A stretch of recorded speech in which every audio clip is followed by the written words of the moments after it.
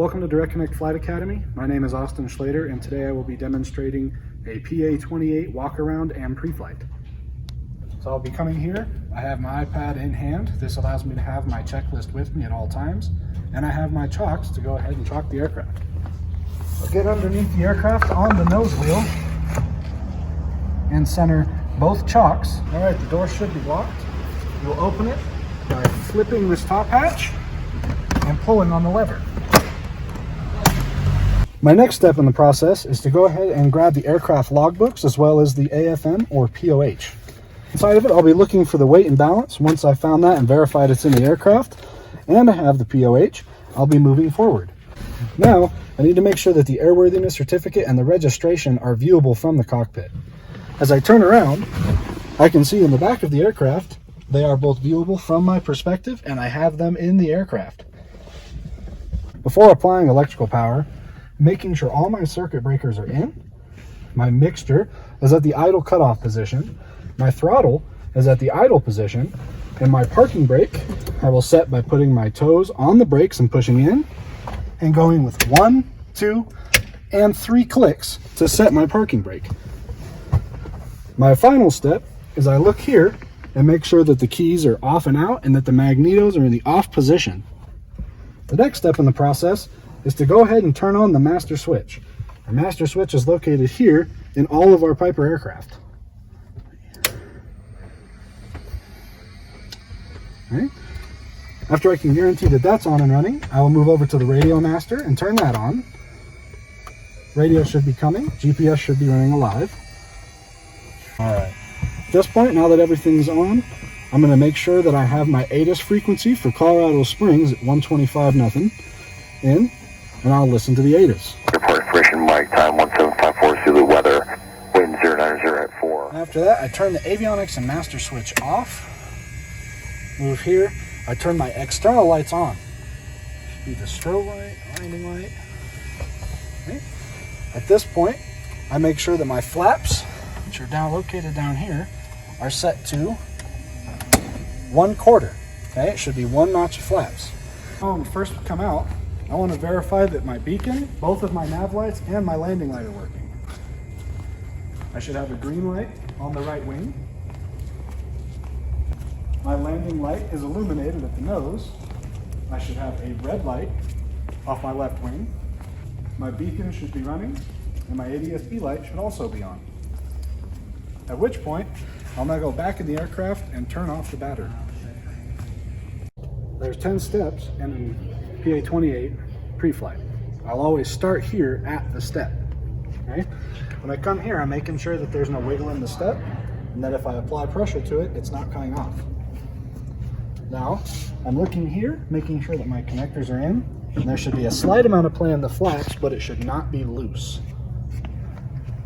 Looking here, a slight amount of play in the flaps, but it is still not loose. As we get to the ailerons, what we're looking for is these pins inside. We need to make that they're between 45 degrees and 90 degrees and that they will not slip out on us during flight. We do the same thing on this side. Okay. Now as we're coming here, we look back on the wing. We're making sure that it's in generally good condition with no scrapes, tears, holes, anything like that. As we get here, we've already checked to make sure that the light is in working condition, but if we look underneath and right here, we need to make sure that the wing is now in a general good condition. We come to the front, we're checking the leading edge as well as the rivets going back, making sure we're in good condition and not missing. And we get to the fuel tank. From here, we will open the fuel tank through the cap by turning it all the way to the left. Inside, we want to verify whatever our fuel gauge was reading, we have here. We typically fill to the tabs.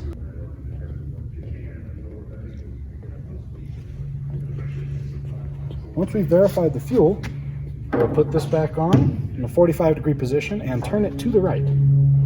Once I can't turn it anymore, it is now sealed and the cap is on.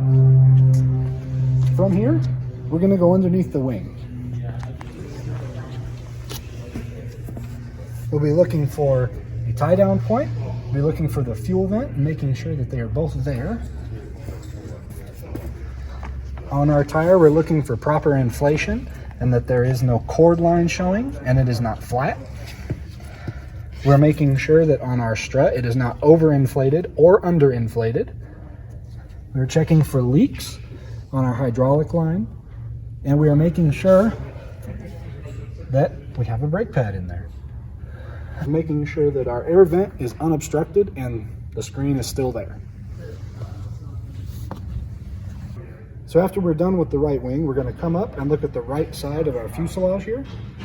We're going to look over the top, look under the bottom, and make sure that if there's any antennas or every cracks, anything else, everything's in good condition. We then move here to our oil cap. We're going to press down on this and lift it open.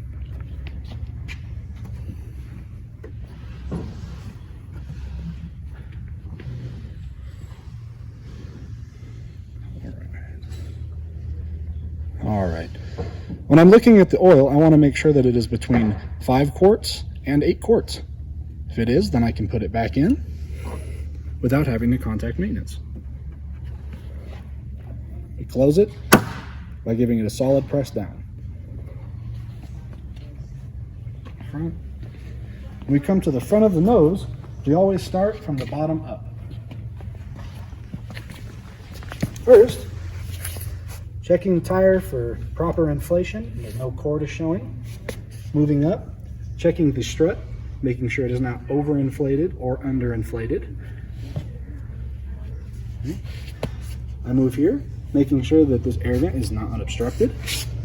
I move across to our exhaust pipes, making sure that they are in proper form and connected. Moving up to the landing light, nothing is blocking our landing light. We can see clearly. We move up, and we're going to check each blade on the leading edge. There's no chips, nicks, or cracks. Okay. Now I'm looking back inside here, inside the engine cowling, looking at the cooling fins to make sure that there's not any breakage, nothing's blocking them on both sides. Okay. Now I'm coming here, and I need to make sure that this belt that is connected to the propeller is there. It's not showing any signs of fraying, tearing, or stretching.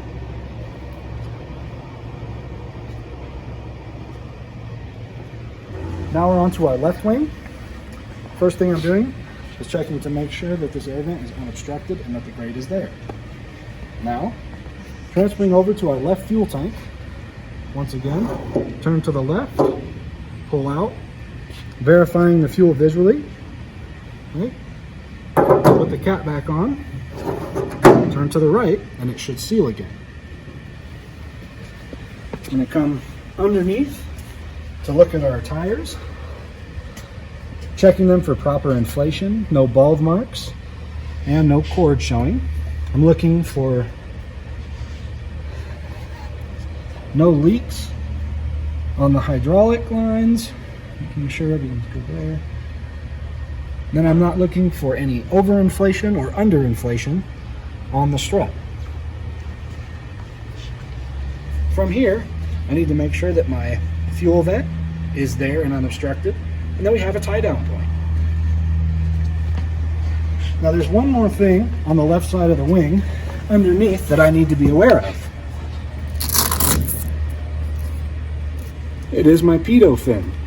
From here, I need to make sure that all 3 holes are unobstructed. The ram air hole, the static hole, and our drain hole on the back side here.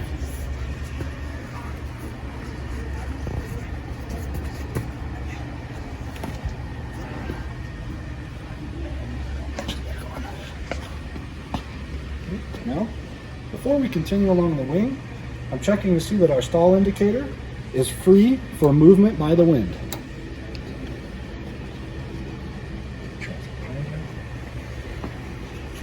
I'm going to take one good look back at the wing, looking for any notable damage, and otherwise making sure that the wing is in good condition.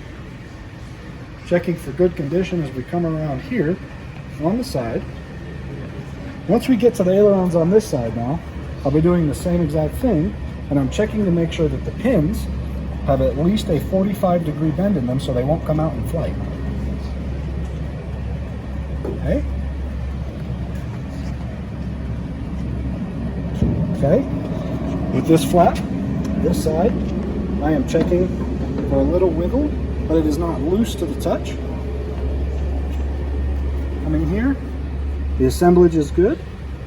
Checking here, little wiggle, not loose. Now here, I'm looking at the empennage of our aircraft. Okay? I'm checking underneath for any antenna or cracks, things like that, making sure that everything's in a generally good condition. As I come back to the top, I'm doing the same thing. Make sure there's no cracks, the antenna are all still there, and we're in good condition. Now we're moving on and we're going to be checking the leading edge of our stabilator.